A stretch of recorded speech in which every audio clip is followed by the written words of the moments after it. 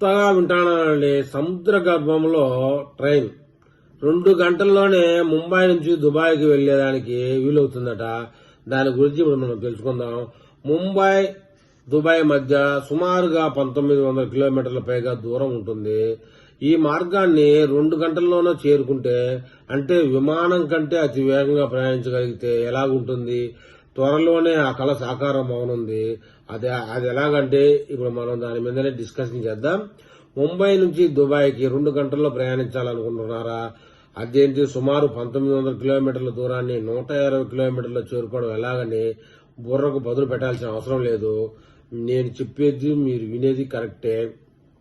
ముంబై దుబాయ్లను కలిపే high speed underwater train నడిపేందుకు ఓ ప్రాజెక్టును ప్రతిపాదించినట్టు తెలుస్తా ఉంది. ఈ రైలు దాదాపు విమానం కంటే వేగంగా, అంటే గంటకు 600 నుంచి 1000 కిలోమీటర్ల వేగంతో దూసుకెళ్లగలదని చెప్తున్నారు. భారత్ నుంచి దుబాయ్ల మధ్య ప్రయాణాన్ని వేగవంతం చేయడం సహా రవాణాను సులభతరం చేసేందుకు అరేబియా సముద్రం అడుగుల్లో ప్రయాణించేలా ఈ రైలును రూపొందించినట్టు సమాచారం. ఈ మేరకు ఇన్స్టా వేదికగా ఓ వీడియో వైరల్ అవుతా ఉంది.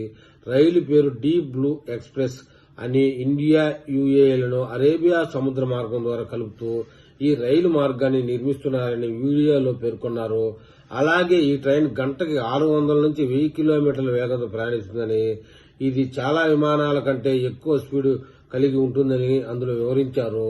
అరేబియా సముద్రంలో ఏర్పాటు చేసే ఈ టెర్మినల్ మార్గంలో సువిశాలమైన కిటికీలు ఉండేలా ప్లాన్ చేస్తా ఉన్నారని మరో విశేషం.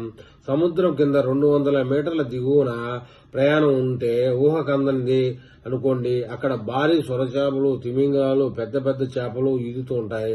వాటి మధ్య ఈ హై స్పీడ్ ట్రైన్ రయ్యమని దూసుకుపోతుందన్నమాట. అనగా ప్రపంచంలోనే అతి పెద్ద ఎంక్వైరీలో సూపర్ సోనిక్ వేగంతో పయనించినట్లుగా ఉంటుంది. అయితే దీనివల్ల ప్రయోజనాల విషయానికి వెళ్తే, ఈ అండర్ వాటర్ టెర్మినల్ ప్రాజెక్టు ద్వారా 2 ప్రయోజనాలున్నాయని. ఒకటి, ప్రయాణికుల సమయాన్ని ఆదా చేయడం. మరొకటి, భారత్ దుబాయ్ల మధ్య చమురు, మంచినీటి సరఫరా రవాణాను మరింత సులభతరం చేయడం.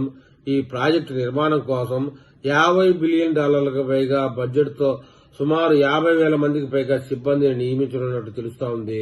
దీంతో ముంబై ప్రపంచ కేంద్ర బిందువుగా మారడంతో పాటు ఇరు దేశాల మధ్య ప్రయాణ ఖర్చులు సుమారు 60% మేర తగ్గనున్నాయని విశ్లేషకులు అంచనా వేస్తా ఉన్నారు.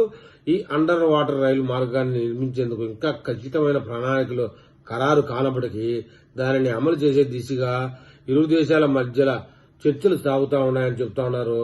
మరి ఈ విషయంలో ముందు ఏదైనా అప్డేట్ వస్తే మళ్ళీ నేను ఒక వీడియో చేస్తాను. ఆ వీడియో మీకు చేరాలంటే నా ఛానల్ సబ్స్క్రైబ్ చేయండి, లైక్ చేయండి. మీరు ఏదైనా తెలపాలనుకుంటే కామెంట్ రూపంలో తెలపండి.